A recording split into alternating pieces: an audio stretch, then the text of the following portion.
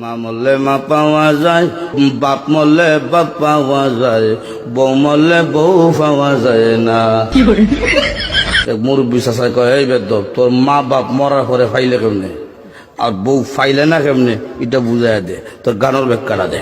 চাচা, আমার বাবা যেদিন মারা গেল, তুই আমার মাথার মধ্যে হাত দিয়ে কুসলেন, কান্দিস না রে বাবা, তোর বাবা মরলে তো কি হয়েছে, আমি তো আছি।